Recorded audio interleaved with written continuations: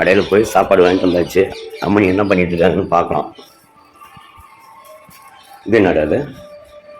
பாப்பா பாப்பா சாப்பாடு கடையிலே கட்டிட்டு வந்துட்டேன்.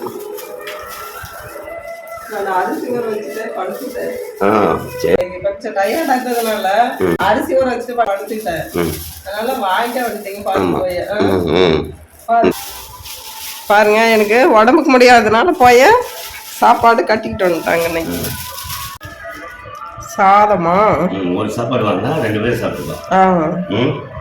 சாப்பாடு நிறைய இருக்கும். பார்சல் 1 வாங்கிட்டோம்னாக்கா 2 பேரும் சாப்பிட்டுக்கலாம். 2 பேரும் 3 பேரும் சாப்பிடலாம் நம்ம சாப்பாடுக்கு. இது பொரியல். என்ன பொரியல்? வெண்டைக்காய் பொரியல். வெண்டைக்காய் பொரியல், பருப்பு குழம்பு, சாம்பார், முள்ளங்கி சாம்பாரா, காய்கறி இருக்கும்.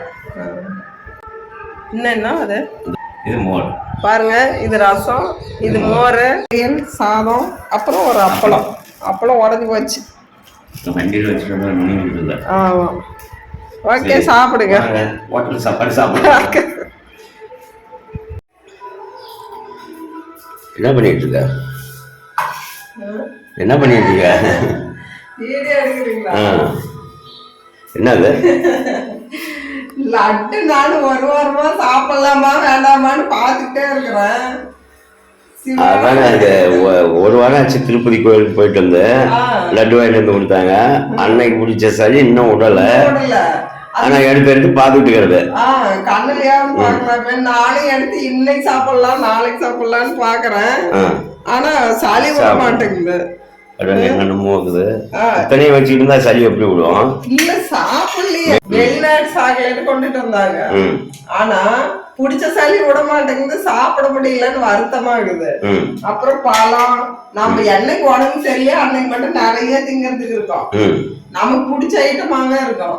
ஆனா சாப்பிட முடியாது. ஏன்னா உடம்பு அந்த அளவுக்கு படுத்தி எடுக்குது. அதனால சாப்பிடலன்னா அப்படியே இன்னும் 1 வாரத்துல அது காய்ச்சி போயிடும். அதான் எடுத்து எடுத்து பார்த்து வச்சுக்கிட்டே இருக்கிறோம். நானும் எப்படா சளி கூட சாப்பிடலான்ட்டு இப்படி இருக்குது. Okay, bye. பாய். அடுத்த வீடியோல பார்க்கலாம்.